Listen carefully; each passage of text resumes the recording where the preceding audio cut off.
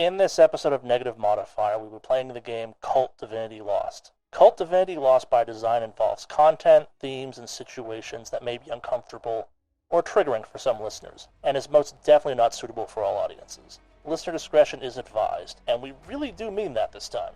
Hey there, Charlie here. On behalf of the whole cast and crew of Negative Modifier, thanks for giving us a listen. If you enjoy the episode, please consider giving us a rating or reviewing us on your listening platform of choice, or liking this episode if you're enjoying this on YouTube. It only takes a few seconds and helps us find new people to inflict our signature brand of madness upon.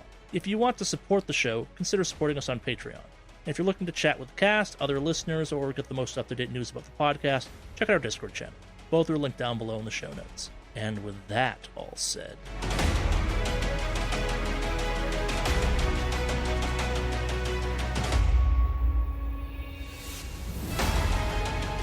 You're all back down on the first floor of 514 South Waring? Mm-hmm. Yes, I'm just now walking downstairs from upstairs. Makes sense. You gearing up to leave? Like, there's honestly not much more to explore here, really. Like, they've been over this crime scene several times. Like, again, this isn't really about trying to find new evidence. It's about trying to kind of spook something out of Franklin Mills. And it's doing that, but also not in a really useful way. Like, there is a way of looking at this that you've just really made a stronger argument for this whole insanity plea thing, potentially, but that's neither here nor there. This place still had a negative impact on him. Is the plan to kind of move on to the Cenobia at this point, or you want to poke around some more? Well, here's my thing. Currently, he's uneasy with this place, and he's already experiencing these fugue states and whatnot. I'm trying to decide as a character when is going to be a better time to just kind of pull out this image and ask him about like the nail scratches, because that's definitely something that I think that could trigger him. Sure. I don't know if I want to do this in the space where he is now and just kind of constantly ramp up that set of triggers, or if I want to corner him in the drive over to the Cenobium and ask him in the car whatnot. Yeah, I got the conundrum on this one. There's definitely pluses and minuses to both. On one hand, he's uneasy here, but at the same time, he's really uneasy here, like to the point of being slightly unhinged kind of thing. Like, any information you may get is not necessarily going to be not even admissible, just kind of nonsensical potentially to a certain extent. And on the flip side, it definitely is kind of acting as a bit of a screw-turning type of situation. Like, it's definitely unnerved him enough. He's saying things, whether or not they're coherent is a problem, though. That makes, yeah, I get the conundrum. You looking for advice, I guess, on that one, or are you kind of just weighing it in character? I might be looking for a little bit of advice, because I know that there's like a read a person. Yeah. So I was going to say, like, you got to kind of play the game a little bit on this one. What are you doing, I guess? Are you kind of observing him? Are you, like, mentally weighing this? You kind of checking this against what you know of your profession versus him? Like, also, you would know that kind of what you're about to do is ethically gray at best. Like, I guess, like, what's the thought process going into how you're processing this? Well, I've already showed part of my hand to my fellow players in this game, but I haven't really fully kind of opened that box of worms up. Sure. So, for me, I want to check Franklin's state right now, and where, like, does he look better or worse than when he came in, especially after that sort of interaction upstairs? Because what I'm trying to find is what I can, with my professional knowledge, or at least with my personal experiences, what would produce a more vulnerable state for me to pry into and extract the information that I want. Yeah, give me a read a person on that one. Success. All right, yeah. So to answer your initial question, he's doing worse than when he arrived at the house, obviously. He's definitely also doing worse than when he was first brought in. He has improved over how he was doing upstairs and definitely improved over how he was reacting to being in proximity to the closet wardrobe. If you were to rank kind of his four mental states, he's probably second worst, I guess is the way of thinking of it. Mm-hmm. Mm-hmm. How far away is Detective Jenner and Kostroff? That's up to them at this point. Let's jump over to them. Kostroff, Jenner, what are you doing at this point? Everyone's kind of come back down. There's a bit of a scene upstairs. Jenner, you were about to maybe endanger this case. Kostroff, today has been going probably about as you feared, but also better, worse than you were worried about it going? I actually don't know on that one. I'm assuming we all came down as a group, just kind of generally in the area, and was just kind of seeing what we were going to do at this point. Because, like, I mean, obviously when we all rushed up there and we saw what happened, we're kind of curious. But yeah, beyond that, like, I guess at this point I was kind of waiting to see what we're going to do, if we're moving to the next location or if we're done. I mean, I figured after an event like that we would probably call it, but I don't know. It's just kind of a waiting game at this point to see what we're doing.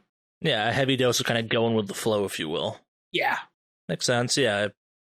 How does Kostroff, I guess, view today? Like, are you hoping to gain anything from today? Like, you're here because you are an integral part of this whole kind of bizarre, insane chain of events, but, like, why are you here?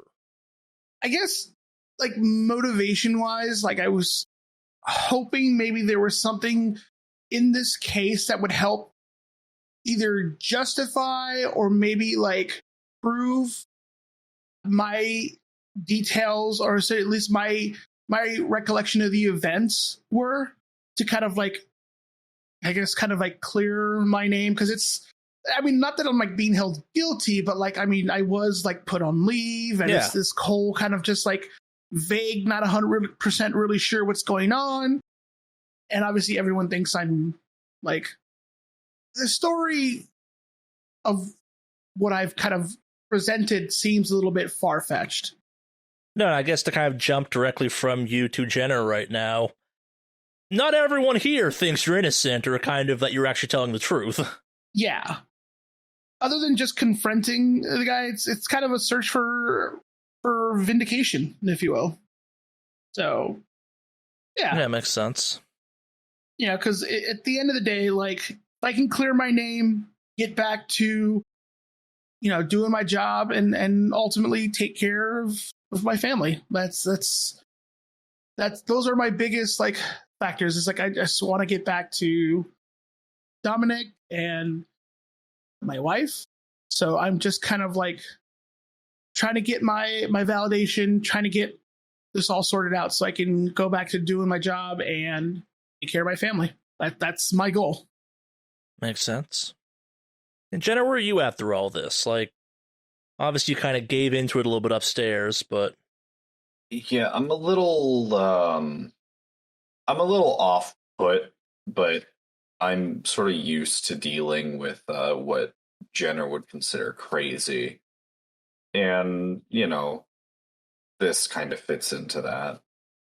She occasionally gives Kostroff a mean look, but not as mean as it was at the start of the day. Mm-hmm.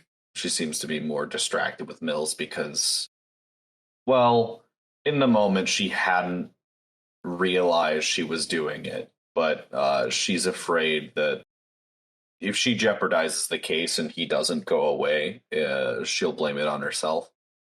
And that brings her to a whole nother line of thinking, which is a lot more dark, where if he doesn't get convicted, she'd make sure, or try to make sure, that he never got to spend the rest of his time getting help for whatever insanity plea he makes. That makes a lot of sense, yeah. Realization that your behavior may in fact be the exact thing you were warned to avoid doing. Yeah, makes sense. Yeah. Alright, so to jump back to Dahamre for a second there, how far are you two from the good doctor? I don't know where Dahamre is, but I'm probably... Where are you, Dahamre? I am descending the stairs. I was kind of making my eagle eye observation from kind of mid-stair height. Sure. Yeah, I'd be standing at like the foot of the stairs, leaning against the wall, looking out towards the front door. Sure. Kostrov? I was just kind of following along. I believe I was further away than everyone else was when we. So, like in the living room by now, probably, give or take? Yeah, probably in the living All room, right. like back down with the rest of the group. But yeah, I would have been like probably one of the last people that ran up originally because I was out in the back porch when all that went down in the first place. So No. So, I guess, like, to your question, Hamre, like, is that a spacing you're comfortable with? You're going to try and engineer the situation to create more space for you to do your thing, or? No. And then where is Franklin? Franklin's probably in the living room by now, too. He got brought down here in pretty much of a hurry, so they're not quite giving him, like, porch space, but they're... If you had to guess, there's definitely a vibe of, okay, maybe it's time to leave a little bit soon. Okay, cool. As I'm descending the stairs, I casually say, "Oh, I guess it's almost time for us to head out, huh?" Who are you saying it to? Just kind of a open statement. Oh, sure. And I'm trying to kind of keep a loose and casual look as I kind of walk over to Franklin. Are they like looking outside of the living room into the back porch, or are they kind of... What ideally I would like to do is I would just kind of want to kind of get within an earshot of Franklin and say, "I checked out the inside of that closet, peeled off some of that paint. You want to see what I saw? Show you." Doc, there's nothing here I want to see. I get that you're all having a lot of fun with this very fucked up dog and pony show you're putting me through, but you got the wrong guy. I'm innocent. There's scratches inside the closet door. Yeah, no shit. Scratches happen in an old house. Probably something real bad happened in there. They look like fingernail scratches, about the size of a small child, maybe a small girl. Do you know any girls that might have been put in that closet? Do you know any girls that would have been bad enough to be put in that closet? All right, so give me an influence other. Success, 17. All right, so Franklin tries really hard to fight this for a second. And kind of under his breath, he mutters, "If you're trying to suggest that Lisa's death has any fucking to do with what the fuck happened here, you can go fuck yourself, Doc. That's just... fuck you." I want to turn on my camera, and then I'm going to pull up the image of the nail scratches in the closet. I'm just going to shove it in his face. He's like, what do you mean Lisa's death? I thought you talked to her not too long ago, as well as your mom. Are you saying that your sister is dead? Did your sister make these? Are these your sister's scratches? All right, so you're pushing the tablet into his face, correct? Basically, yes. So he's gonna try and, like, shove at you. How do you respond to kind of him trying to shove you and or the iPad out of the way? As a criminal psychologist, I would imagine that I have experienced this before, as well as the fact that there are 2 security guards who are there as well. Mm-hmm. So I have confidence that I'm not going to be seriously injured. So I'll eat the shove. I will not relent. All right, so you're gonna kind of endure the hit potentially? Yes. All right, let's do an endure injury. How much harm do I suffer? Just 1. Endure injury, partial success. I'm still standing, but the GM picks 1 condition. Injury throws me off balance. I lose something, or I receive a serious wound. Between the manacles and the 2 guards, specifically Preston, kind of rushing on to him to make sure he doesn't do something stupid, all he manages to do is kind of knock the iPad out of your hand, but it does hit the ground, and you probably hear a slight cracking sound as it hits the ground hard. And he just fixes you with a murder glare. Like, no words are exchanged, but you understand the thought he has is, you're gonna fucking pay for that, Doc. Subject is experiencing extreme volatile behaviors at the mention of his dead sister's name, as well as his dead mother's name. Subject has confirmed that He is aware of his sister's passing. We'll dive further. Is that where your mom killed Lisa? Is that where you killed Lisa? Did you kill Lisa there? Did you kill Soraya there? So as you're kind of saying this to him, the two guards start to lead him out of the house. Like Preston kind of looks at you, just exasperated, like, why you gotta be making our job harder, Doc? Let's fucking go. Next stop. This is... Okay, I'm too riled. Like, shit. All right, pack it up. Someone will be here to kind of close the cell up once we leave. Anyone riding with us? Looks at the doc kind of like, you'd better fucking not. Yes. Absolutely.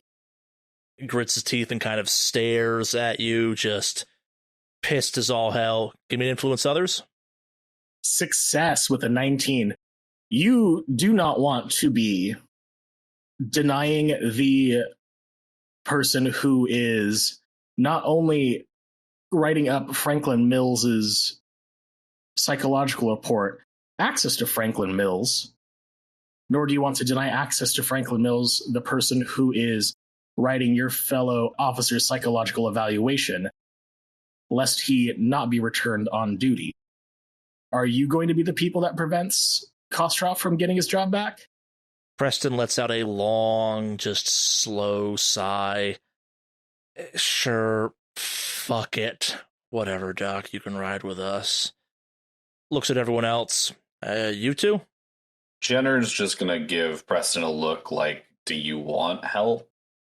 He shakes his head no. He's like, oh, we got it. We'll get him back under control. Once he's in the van, he'll probably calm down. This place has been fucking spooky, right? It is off-putting, but I guess that's what happens when somebody murders kids inside. Yeah. Sure, fuck it. Whatever. I'll follow close behind. Yep. So you guys, you weren't in any trouble. Kostroff? Yeah, no, I'm just gonna kind of follow along, but I'm not gonna ride with him in the car. Yeah, just like previous setup, like before. Yeah, makes sense. I'm gonna grab my iPad and catch up. Yeah, so the iPad screen is cracked. It's still functional, but it's got one of those big kind of starting to spider cracks across the screen of it. Like, it's still totally usable. You might cut your hand a little bit by accident or something like that. Well, minor setback, but replaceable. Yeah. So I assume you follow Mills and Preston to the van? Yep. I do. While I am on my way, I'm going to stop recording and I'm going to switch out for a fresh tape as well as for a fresh battery on my handheld. Sure. All right, so as you all step out of the house, like, it's weird stepping back into the light. You do feel like you're emerging from something dark. Admittedly, you are emerging from something dark. The house had no power. It was dark inside. Like, there was definitely a bit of an ominous vibe to the place, which makes sense. There was a multiple horrific murder that was conducted there type of thing. Makes sense. It feels a tad off. Any reactions to being back outside at all? Just kind of getting that fresh air? Admittedly, it's still gross and rainy out, so... Not for Jenner. Sure. I guess it is a bit of a relief because that house feels kind of oppressive and there's a lot of horrible stuff that went on in there, but business as usual, hoping that the next place won't be as disastrous. Sure.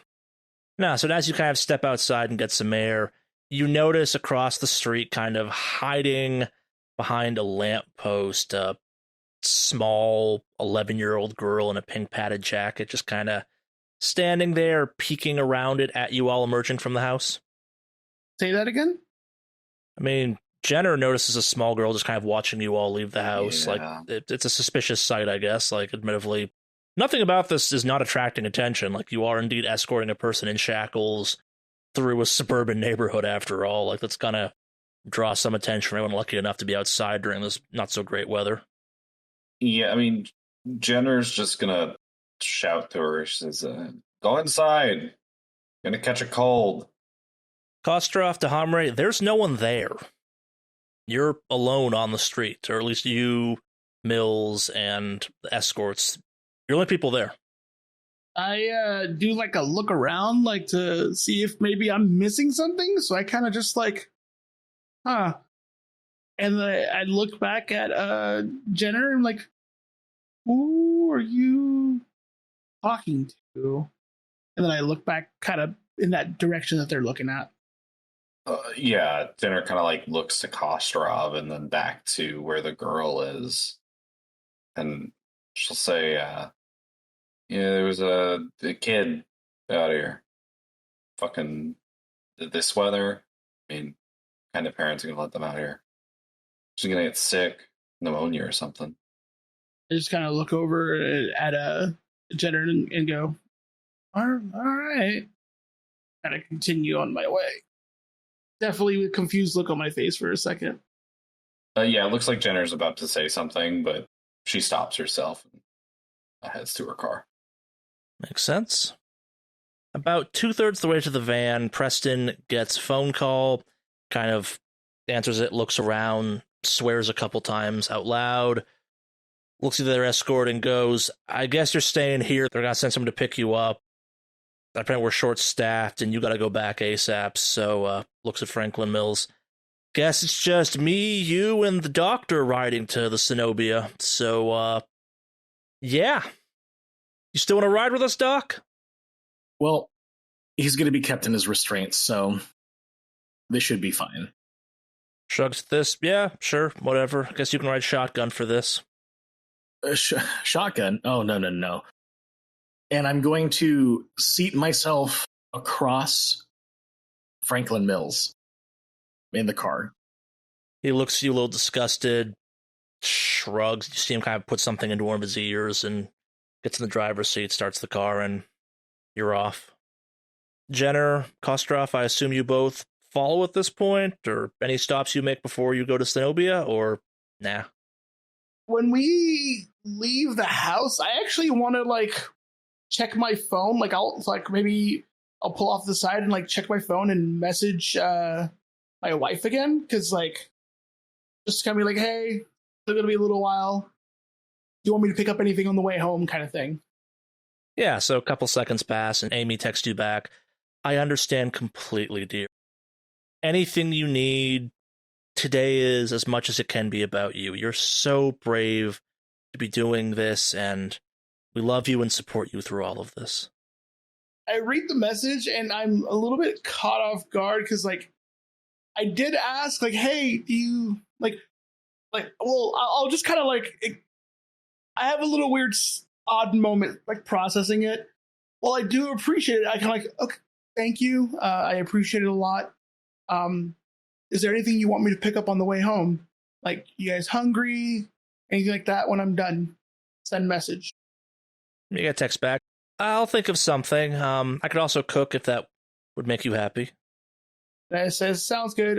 Once I get closer to being on my way, I'll kind of follow up and we'll go from there. And then after that one, I'm like, okay, that seemed a little more normal, so it felt a little bit better. And so I go back on my way. Sure. Makes sense. Detective Jenner. I am just following close behind. All right, so we're going to jump back into the van as you are driving. Looking around, Dr. Dahamra, you notice a couple things. One, Preston's not really paying attention to you at all. In his mind, Franklin Mills is secured, he's all shackled in, he's buckled in, there's not much you can do. Even with you there, you are probably safe enough given all the circumstances, and you even notice he's kind of propped his phone up and he's watching, you'd guess, basketball on his phone, and you're guessing he's listening to it on his earbud. Distracted driver. I would have figured Preston would be something like that, and I just kind of turn and look at Franklin, and I am going to not say anything, actually. But I'm just going to pull out these photos one more time, and I'm just going to shuffle through them. And as I'm shuffling through them, I'm make remarks or write notes comparative to what I was able to film at the house, as well as anything that's on my iPad as well. Any instance that I do look back at my notes and just kind of compile the notes structures and stuff like that, I'm going to be playing the video with sound off of my camcorder. I know that I just switched the tape, but I'll switch it back to just kind of review in front of Franklin. Sure. Are you playing it loud enough that you can obviously hear it and stuff like that? Or I guess, like, what's the intent of what you're trying to do? So I'm going to be replaying this, especially just kind of my last minute questioning of him and whatnot, just to ideally observe his reactions to my very heavy-handed and obvious, like, provocations. Sure. So he kind of makes some really eye contact with you, then just kind of closes his eyes and tries to maybe not relax, but kind of like tries to get into a semi-comfortable position and starts humming just loud enough that you're guessing it's probably drowning out most of the noise that you're making. From there, I think I'll stop, make note of his resistance to the provocations and everything else like that. And how gnarly do I want to get with this? So I'm going to think out loud right now, just because I have this terrible, terrible concept of thinking to myself, hey, I have a syringe of tranquilizer on me, which can knock an adult out in a flash. A lot of the times, the subconscious can be unlocked through psychological means or whatever have you, or not psychological means, but like psychoactive drugs and whatnot. This is a very unethical thing, but I am very interested in my own personal goals, as well as the fact that I am currently unsupervised with the subject of my interest, and I don't think I'll ever get a opportunity like this again. So I guess to recap, your plan is to drug him in hopes that that will loosen his tongue some? I'm not with the entire syringe, but using just enough or just a little bit to put him off balance. So it's not like he has it as his entire faculties on him, you know? Sure. I guess I will bring up the fact that if you do that, there's a risk that when Preston does notice that, he'll just decide, hey, we're going to call it and take him back to prison because he's acting more and more out of it, and we're just not going to do the second crime scene. Mm-hmm. And that's kind of where I was thinking out loud, because I think I might have just needed to talk about that or just say something in order for me to hear what that could have been, or what that could have sounded like. Yeah, I guess I will say after the events at the house, Preston's probably, now that also he's understaffed, Preston's probably looking for any excuse to just call it at this point. And again, bringing Katz back into the equation, if he thinks that Preston's getting worse or that anything is maybe giving any more credence to this whole insanity claim or whatever kind of thing, like any additional changes in Mills's behavior might make him also push to call it as well. Copy that.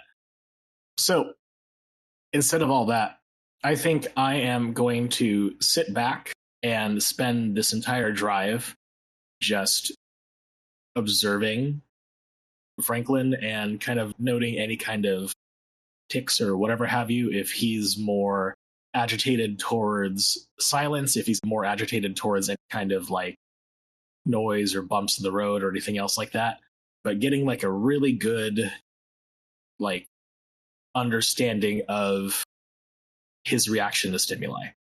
Sure, and I guess like you would classify his reaction as childish this entire time. Like when there's no sound, he shuts up, and the moment you start trying to trigger him, he just starts humming again. Like it feels very much kind of like a child throwing a tantrum to a certain extent almost. Like there's a certain like indignant to the silence and indignant to the humming simultaneously.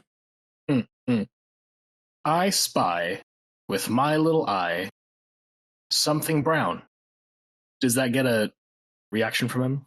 Just assume kind of anything you try and do to get answers out of him at this point, at least on the drive, is probably gonna either result in him just starting to hum loudly to drown you out or just ignoring you. Gotcha. Okay. Then I'll sit in silence and just watch and observe. After a little bit of driving, you arrive at Zug Island. It is foggy, the weather has gotten colder, and the slight rain has moved on into full-on rain, and so you can hear it pattering about you. Zug Island is not a great place. There's a stench of smoke and rust. The water is oily. Zug Island is a man-made island with several factories and steelworks on it. There's heaps of coal that were from ships that delivered it there. There's kind of parts all over the place. It doesn't quite mesh with the surroundings, though, either. Like, it's almost like driving into a bit of a post-apocalyptic wasteland. Like, there's definitely a Mad Max industrial vibe to the entire place. It feels dangerous and sharp and a little bit burned and ashen, kind of just across the landscape. There's a gray haze across everything. There's just kind of fires from where the places are smelting off in the distance. There's just kind of hellish places. There's explosions, or not explosions, but there's like sudden jets of fire. There's just a stench of like oil and machinery and sweat and sometimes blood. It just kind of hangs across the space. Everything you touch is a little bit sooty and dusty, and maybe gross isn't the right phrase, but there's always a residue on everything just because you're not going to bother cleaning it. It's going to get dirty again. Like, there's ash, there's dirt, there's smoke. It truly does feel a little bit like walking into what some people think of as hell. And amongst all of this is the Cenobia. The Cenobia is technically a wreck. The ship has several holes in it. It's partially sunken below the waterline. It's no longer a functioning boat. It is also the second crime scene. It's dark, uninviting, and has a very real feeling of a beached corpse. This wasn't a ship that ran aground. This was a ship that rusted in place and kind of slowly sank into the ocean. It's fully accessible via a wharf with a loading dock and whatnot attached to it. It's just not been used in a very long time, and leaving it there to rust and fall apart was more economical than dealing with it. But at the same time, the gangway and wharf to access it are in equally bad shape. Like, they're not as dangerous, but everything here has seen some version of better days. Even if it's still a functioning part of the island, it's seen better days. What's everyone's reaction upon reaching here? Kind of, Franklin's reaction is kind of look at it and maybe not surprised, but kind of like, huh. I think that, like, the overstimulation makes Jenner a bit uncomfortable as she looks back on the day that started everything. She remembers taking Mills in and how that whole scene played out and her dead partner. She's a bit agitated and angry at no one in particular, and without really realizing it at the time, Aiden Kostroff, Mills, and basically everyone here for the fact that we're back here digging up old memories. It's an open and shut case. For me, this is a very like scary part for me in particular, because I believe this is where I was knocked out, actually, and where I like have brief moments of memory in terms of the things that I saw. So this spot in particular is very definitely nervous. Like, now seeing it again, it's definitely like, I would say, even triggering at this point for Kostroff. So Kostroff is definitely like having like the handshakes and like taking deep breaths.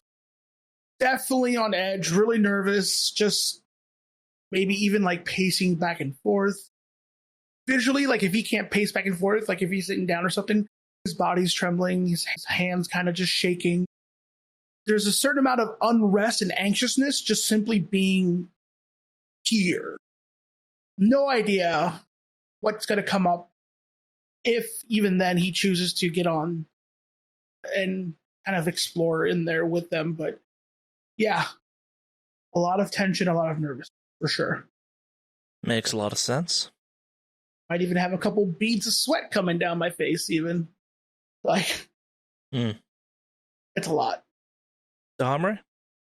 Especially with an environment like this, I've been to a house, but never really like a ship, I guess. So I'm just kind of examining the area and kind of getting a feel and a grip for what this is, like what's in front of me. Sure. In character, I'm like reading through Kostrov's report and just kind of looking through and trying to locate, or at least just kind of get an idea as to like where everything all happened. And I guess I'm also just checking on Kostrov as well, because I am employed to do his psych eval and make sure that he is either on or off his game. Sure. Makes a lot of sense. Yeah, so Preston gets Franklin Mills out of the vehicle and starts pushing him towards the ship and kind of looks at you all and goes, all right, time to get going, I suppose. Last stop, I got some flashlights, kind of gestures his head. In the back of the van, if you all want to bring some. Guessing the lights don't exactly work anymore in the ship. From one dark house to a darker ship, it looks like. Yeah, this has just been a great fucking day for me. I could have been at the prison, but no, I get to, kind of like shoves Franklin a little bit, get to haul his ass around not one, but two terrible places. Oh, you don't love his charming personality. Kind of grimaces at this. Yeah, no. To say I do this for the money alone, and just the money, this is not a passion of mine. I'd be a little concerned if it was.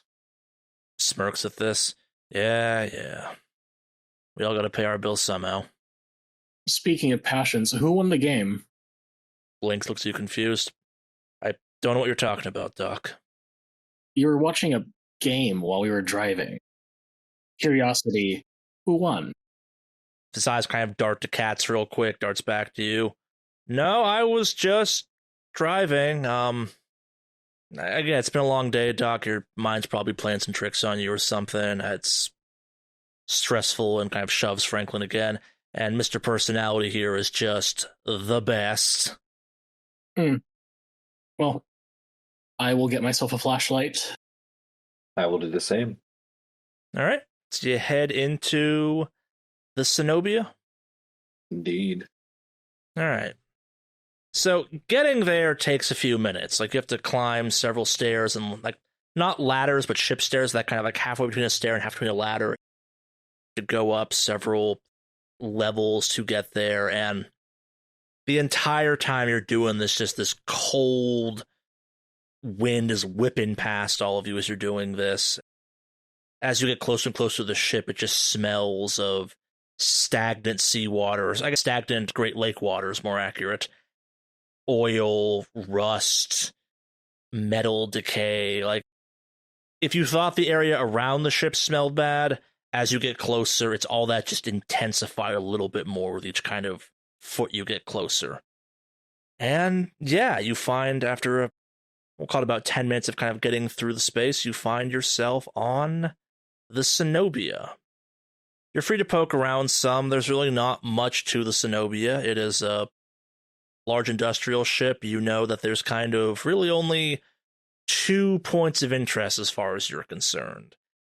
The stairwell, where Clark Glover's body was recovered, and the engine room, the site where Janice Bedford's body was found alongside where Franklin Mills was arrested.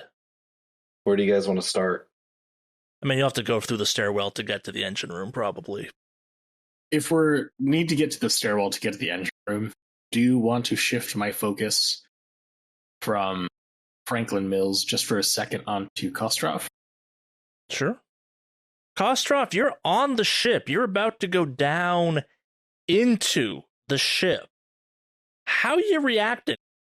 Have the sweats gotten worse? Like, Oh, they've gotten really bad. At this point, like, I'm definitely like, it's trying to find the balance of like not being completely obvious that I'm like super like freaked out at this point. yeah. And I'm actually like honestly teetering at the point where I don't want to go into the engine room. Yeah. I might actually, you know what? Yeah, I'm going to signal to them and basically, like, you know what? I'm gonna stay up here for a bit, guys. Do you really need me to come down there? Let me know. But I think I'm good up here. And I'm like taking deep breaths in between that. Like right now, like I'm trying to hide it because I don't want to let Franklin Mills see that he's getting to me. Yeah. Give me a keep it together. Okay. Partial success. So there's a variety of ways you can react to this. Most of them just involve kind of you losing one stability. Like, do you feel guilty about this? Do you become angry at the situation? Like, obviously you're scared. Like, do you let the kind of fear start to control you some? Do you start to feel sad about this? Basically, pick a negative emotion and we'll roll with it. I mean, you already said scared, so I can't really use that.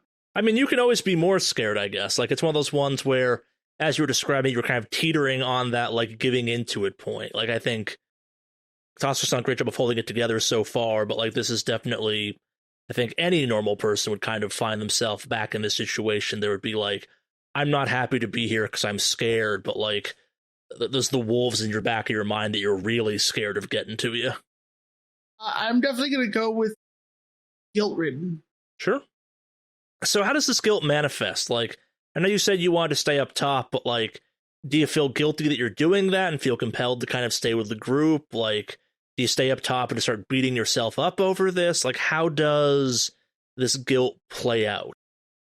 As far as it manifesting for me, like, the guilt of it is basically me, like, I would say even, like, almost, like, breaking down and, like, tearing up a bit and, like, Sure. almost crying. But, like, obviously not, like, loud, but just, like, no, I gotta keep it together. I gotta be a man. I gotta be tough. Yeah. Like, way of, like, crying kind of thing. That's essentially is what he's doing right now. But, like, he does it when he's out of sight of everyone else. So he's not gonna do it while anybody can see him. So, yeah, it's very much gonna be done in a way where I can hide and not be seen and then kind of let some of it out. Sure. That makes a lot of sense. So make sure you subtract 1 from your stability. Okay. So what's that take you down to? I am distressed. Makes a lot of sense given the circumstance. Yeah. Makes a lot of sense. Definitely makes a lot of sense. Yep. All right, so Detective Jenner, Dr. DeHamre, any reaction to this, or do you want to kind of be observant enough or care enough about your, I guess, coworkers, I guess the right phrase, to even see this is happening?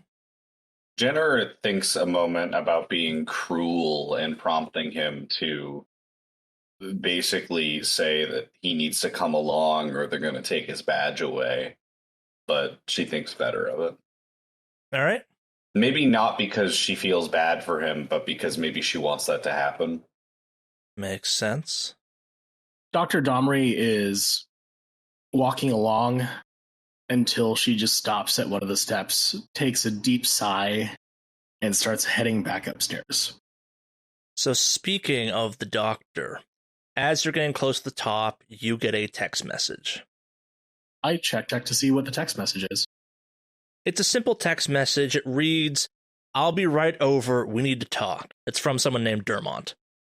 I am taken aback a little bit, and I text back, "I'm sorry, you might have the wrong number. Who is this?"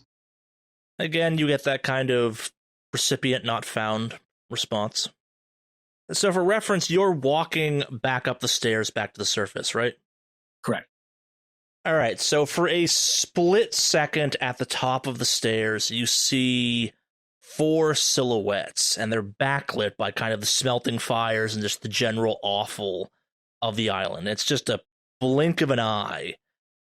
and maybe it's just some fog that kind of looks like a person, but there are definitely, you think at least, 4 distinct silhouettes of people. You can't see them all that well. Their details are kind of lost on you, but as fast as they're there, they're just gone all of a sudden. Pull out my phone and I switch to camera, and I just take a photo of that area that I just saw. Sure. And I am going to make sure that it's saved, because I'm going to look at it and unpack that later. You look at it now to confirm that there was something there at all, or just kind of you're going to save it for later? I'm just going to look at it now. I'm making sure that it's saved. Sure. Yeah, no, when you look at the image, it's just the top of the stairs. Again, like, the backlighting's weird because of all the stuff happening outside, but yeah, no, nothing's there. I continue up the stairs. Yeah, you find yourself back kind of in the top area of the Cenobia. Preston, Franklin Mills, and Detective Jenner all continue kind of without you. Back up top is Officer Kostroff kind of trying his best to keep it together. And you're back up top with him, I guess. All right, Kostroff. Come on. You know I'm the one who's writing your psych eval. I know that this is not the most ideal situation, but things aren't looking good for you. If you can't handle being able to face this, this isn't going to go well. I like snap out of like this like blank stare I kind of had for a second once I was starting to get like talked to, and I look over and I'm just like processing for a second what he said, and I kind of look away for a second.